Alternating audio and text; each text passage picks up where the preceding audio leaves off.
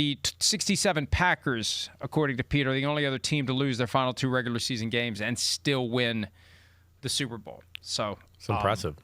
I think it's more coincidental than anything else, but I am surprised there aren't more teams that didn't kind of coast down the stretch because they had clinched, and who cares if we win or lose. So, with all that said, who needs to finish strong this year? We're going to do that as our draft. 6 teams to choose. Out of 32, who's your first one? Well, I mean, my big one right off the bat is just like Matthew Stafford in the Los Angeles Rams. All right, I mean, the Rams as a team, but also Matthew Stafford and the fact that he played horrible on Monday night, and you certainly don't want him to go into the playoffs with that taste in his mouth, and their team in general going into the playoffs with 3 straight losses. I mean, it's just crazy how it all flipped around from the Rams. They're up by 16 late in the game on a Thursday night game against the Seahawks, and you're just going, man, the Rams they're clearly the best team in football. Clearly. And then it's a big punt return by Rashid Shaheed and one big other play, and you're like, what? It's tied? How is this? And then they lose, and then it's like, oh, crap. Then they lose to the Falcons. It's like, oh, gosh, the Rams. What's going on here? I mean, so it's just amazing how quickly it all turned, where like 15 days ago, I think everybody around the sport was like, yeah, the Rams are clearly the best team. And here we are now looking at them going, man, are they going to be limping going in the playoffs here? So I look at them to be team number 1, Stafford and the Rams. I was saying yesterday there was a time when I loved the idea of the 49ers going to SoFi Stadium and throwing a wrench in the Rams' number 1 seed. Hell, it may be the Rams going to Levi's Stadium and throwing a wrench in the 49ers' number 1 seed by the time it's all said and done. Now, look, I mean, some of these are obvious. You got to finish strong because you got to win to get into the playoffs, but I just think the Steelers finishing strong, win or lose. Like, they can't lose to the Ravens 26-7 and give up 280 rushing yards like they did against the Bills 4 weeks ago. The Steelers have to show up. They can't be a no-show like their offense was on Sunday against the Cleveland Browns. They can't get pushed around defensively. If they lose to the Ravens, it's got to be a close loss. It can't be the Ravens came in and bullied us on either or both sides of the ball. So I'm setting aside the win because the win is obvious. They can't afford to win ugly. They've got to finish strong, and they got to play hard. And, it would be nice to win, but it's a disaster if they lose, and they lose like they did against the Bills. Yeah, I hear that. I hear that. There's a lot of reasons where you feel like they got to finish strong. People's jobs on the line, all of it. But it could be a big time crazy offseason if they lose and lose bad in this one at home against the Ravens, especially if Lamar Jackson's not playing. All right, the next one, I got to go. I'm going to go with the Green Bay Packers. I mean, the Packers and Jordan Love. That's where I look at. And again, I want to make it more about really Stafford and the Rams, and I want to make it more about Love than the full football team. But the Packers, of course. I mean, we've lost 3 in a row. Jordan Love hasn't played. Okay, so that's not, you don't want to go into the playoffs with like he hasn't played. Okay, and the last time he did play, it was good but not great. And then the guy that came in for him looked greater than he did. And as we've talked about a lot, Malik Willis deserves to be a starting quarterback in the NFL big time this year. But I look at that. I mean, Green Bay, could possibly lose 4 in a row. And if Jordan Love doesn't play and doesn't get out of concussion protocol this week, wow, does that change how you look at them for the wild card and where they are? So this is a big one for them this week. And they're going to be on the road against the 2 seed. Yeah. And that gets very interesting if they go back to Chicago. Are they locked in as the 2 seed? No, they're not. They or not. They could lose, and the Eagles could win, and the Eagles will be the 2 seed. That's right. Right. They're both 11-5. I'm looking right at it, and I should have been able to figure that out. They're both 11-5. So if the Bears lose to the Lions and the Eagles win, then the Eagles will be the number 2 seed. I'm going to go with the Buccaneers as my next one for kind of the same idea as the Steelers. The Bucs are at home. They've been in a free fall. They can't do anything right. If they get embarrassed by the Panthers, this is the kind of thing, and I know that somebody was reporting over the weekend, and it was very hedgy, like, here's all the reasons why Todd Bowles wouldn't be fired, but there was no definitive answer that he won't be. It's just, here's all the reasons why he wouldn't be. Well, here's a reason why he would be. they've been complete train wreck since the night you were there to see the loss. They just haven't done anything right since they started 6-2.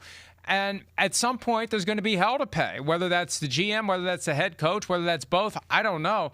But if they get embarrassed at home against the Panthers, if the Panthers go in there and win the division on their field, in a year where we all thought the Bucs were going to be serious contenders, not just to be in the playoffs, but to make it deep into the postseason, there's going to be issues. They got to finish strong. They got to get a win. They got to avoid looking just kind of sloppy and all over the place. And the weird part is they could win and still not make the playoffs because if the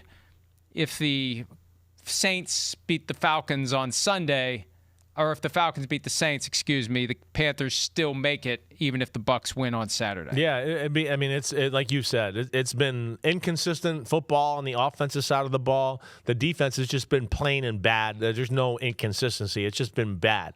But last week, there was some hope, I think, when you look at their offense and what they did against Miami. They moved the ball on Miami the whole day. They just messed it up. I mean, Baker Mayfield threw 2 bad interceptions. One of them was down there close to the end zone, right? Another one, he had a guy deep, and he was open, and he underthrew it. Then they get down there close another time. He gets strip sacked by Bradley Chubb. They got down there another time and missed somewhat of a chip shot field goal, if I remember correctly. So, yeah, I mean, we'll see. Hopefully they can take some positives out of that. But, man, it's like they've forgotten how to win in Tampa Bay right now, and that's what's concerning. My last one here, I'm going to stay along the same lines of what I've been talking about. It's really, I'm going to go, and this is going to be a little odd. There's some teams that aren't in the playoffs that I could bring up, but this is one of the hottest teams in the sport. I'm going to go with the Houston Texans, and not really because of the defense. You know that. I mean, the defense is fine and dandy and amazing, okay? It's a little bit more about their offense. Their offense is really close. It's close, but there's still just too many plays of whether it's penalties, we lined up wrong, we did something like that, or, in a big moment, C.J. Stroud misses the throw or somebody else drops the ball. It just isn't clean on the offensive side of the ball. And where I think it's big for them to be clean this week is just that this is a team that you've heard me say a million times that can go to the Super Bowl. They can go to the Super Bowl if the offense can just be a little bit more efficient and consistent. They're capable of making big plays. We saw that last week. But they're capable of going through lulls in a game, too, where we go, okay, it's been 5 or 6 drives now, and they haven't done anything. And that's where you worry about, the rubber hitting the road in the playoffs, where they do that and hit one of those stall points with their offense and lose a football game. So this is big for Stroud and the offense to go into the playoffs feeling good about how they're playing. The last one for me is a non-playoff team.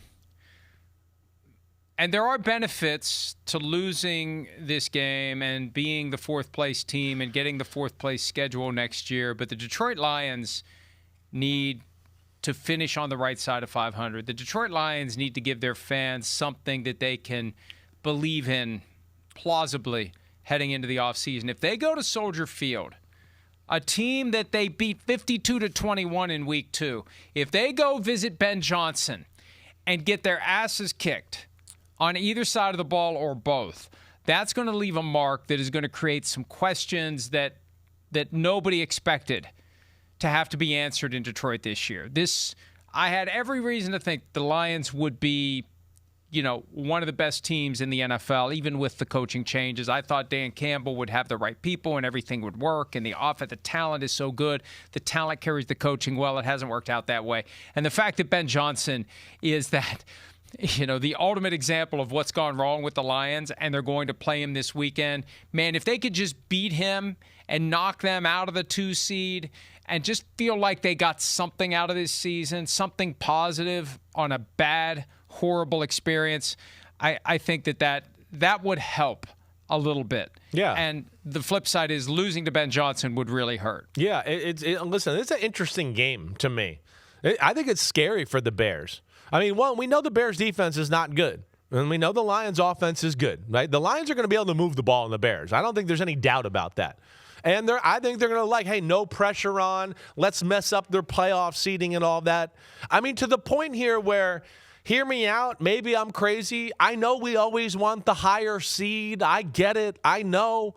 But sometimes I look at it and go, man, I mean, if you're the Bears and you play this one, and Ben Johnson's been saying they're going to play, and they lose and they played, man, that's going to be a weird way to go in the playoffs. There's a part of me that sometimes goes, maybe the excuse of just going, hey, we're not going to play, we're going to rest, blah, blah, blah. And, hey, okay, you're the number 3 seed. So what? You already went to Philadelphia if you got to do that and play them there and beat them there.